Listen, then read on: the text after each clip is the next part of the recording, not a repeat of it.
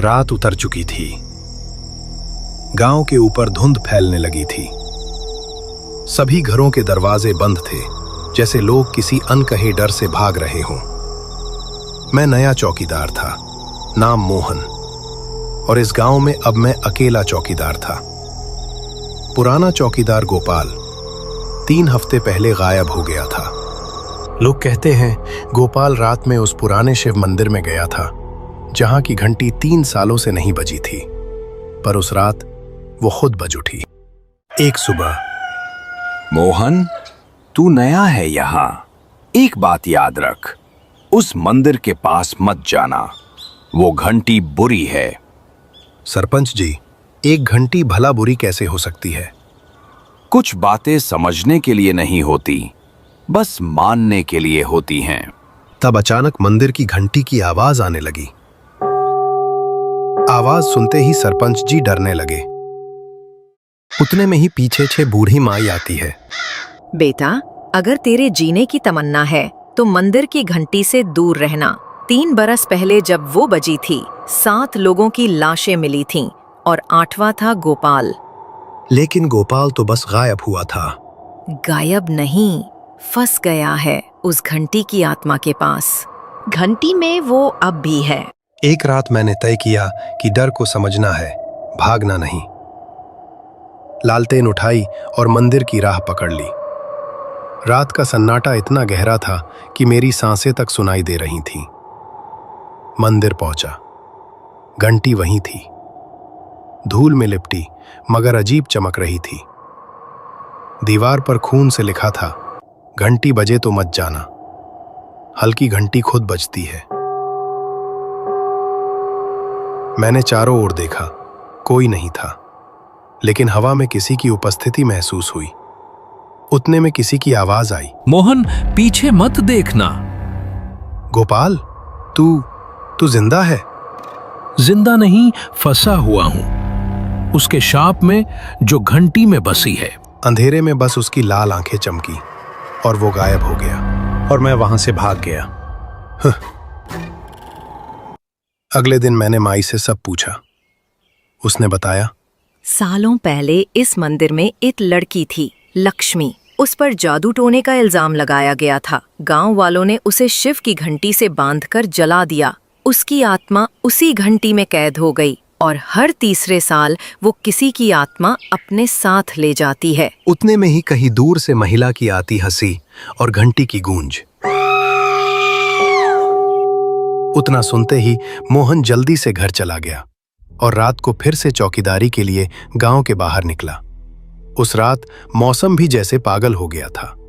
मैंने सोचा आज सब खत्म कर दूं। मैं मंदिर गया। घंटी हवा में लटक रही थी। जमीन पर गोपाल की लालटेन पड़ी थी और उसके पास कुछ बाल, लंबे, काले, भीगे हुए। मोहन, अब तेरी बारी है। मैंने चारों ओर देखा। अचानक वो मेरे सामने आ गई। उसकी आंखें लाल, सफेद साड़ी और बाल फैले हुए। तू मुझसे क्या चाहती है? मुक्ति। जो मुझे नहीं मिली वो किसी को नहीं मिलेगी। अचानक गोपाल की आत्मा प्रकट हुई। वो आगे बढ़ा और चिल्लाया, मोहन, भाग जा। लक्ष्मी चीखने लगी। गोपाल ने अपने हाथ से घंटी तोड़ दी और सब कुछ रुक गया। जब मुझे होश आया, सूरज निकल आया था। मंदिर टूटा पड़ा था। गोपाल की आत्मा जा चुकी थी। घंटी का कोई निशान नहीं था। मैंने राहत की सांस ली और मैं घर चला गया। आज भी ये घटना याद करता हूं तो मेरी आत्मा कांप जाती है। एक बरसात की ही रात थी। शहर की चकाचौंध से दूर कन्हैयापुर नाम का एक पुराना गांव था।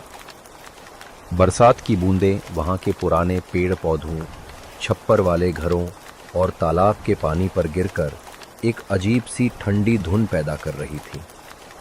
हवा में भीगी मिट्टी की तेज खुशबू किसी पुराने राज की गवाही दे रही थी। गांव के बीचों बीच एक जर्जर कोठी थी जो अंग्रेजों के जमाने की मानी जाती थी। उसके जंग लगे लोहे के गेट पर बरसात की बूंदें टकराकर टक टक की डरावनी आवाज कर रही थी। गांव के लोग इस कोठी से दूर ही रहते थे। कहते हैं यहां रात को कोई अजीब औरत दिखाई देती है।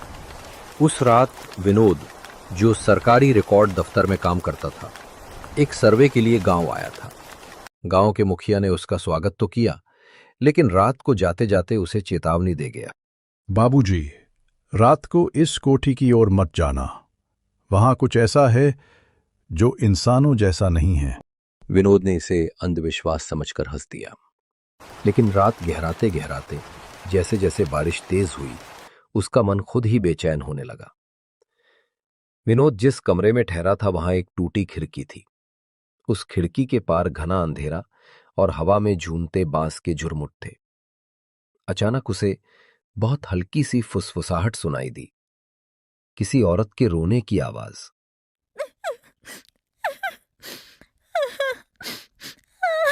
धीरे धीरे वो आवाज पास आती गई। विनोद ने खिड़की से बाहर झांका। बरसाती धुंध के बीच उसने देखा, सफेद साड़ी में एक औरत, भीगे बाल, नंगे पांव। उसका चेहरा अजीब तरह से पीला था। विनोद डरते डरते बाहर निकला। उसकी इंसानियत ने उसे रोके नहीं रखा। आप कौन हैं? इस वक्त कहाँ जा रही हैं? औरत ने धीमी लेकिन कांपती आवाज में कहा। मेरा बेटा तालाब के पास पड़ा है, कोई मदद नहीं कर रहा, कृपया आप चलिए। विनोद ने बिना सोचे समझे उसका पीछा करना शुरू किया।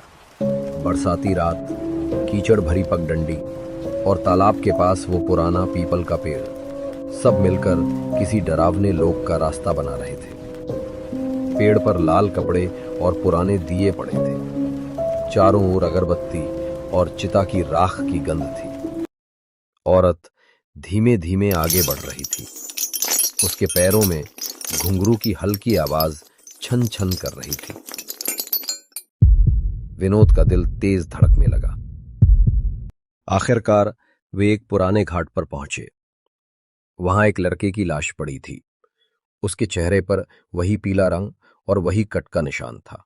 विनोद ने घबराकर पीछे मुड़कर औरत को देखा, लेकिन वहां कोई नहीं थी। तुम कहाँ गई? उसकी आवाज बारिश और हवा में घुलकर कहीं खो गई। तभी किसी बर्फ से ठंडे हाथ ने उसके कंधे पर आकर रखा। विनोद धीरे धीरे पलटा। वही औरत, लेकिन अब उसका चेहरा बदल चुका था। उसकी आंखें लाल अंगारों जैसी थीं, होठ नीले, चेहरे पर एक भयानक विकृत मुस्कान, और बाल हवा में ऐसे उड़ रहे थे मानो कोई अदृश्य ताकत उन्हें हिला रही हो। मेरे बेटे का संस्कार अभी तक नहीं हुआ। गांव वाले डरते हैं। क्या तुम करोगे ये काम? अचानक चारों ओर कोहरा छा गया।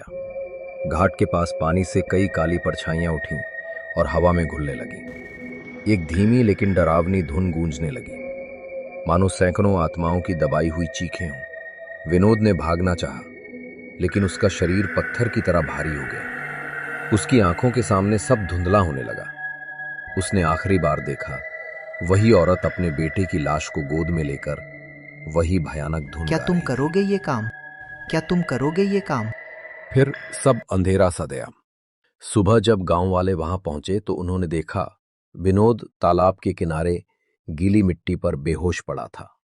आसपास ना औरत थी ना लाश, सिर्फ राख, टूटे दिए और अगरबत्ती की गंध। बाद में गांव वालों ने बताया, 20 साल पहले इस कोठी के पास एक औरत और उसका बेटा डाकुओं के हाथ मारे गए थे। उनका संस्कार आज तक नहीं हुआ। बरसाती रातों में उनकी आत्मा मदद मांगती है।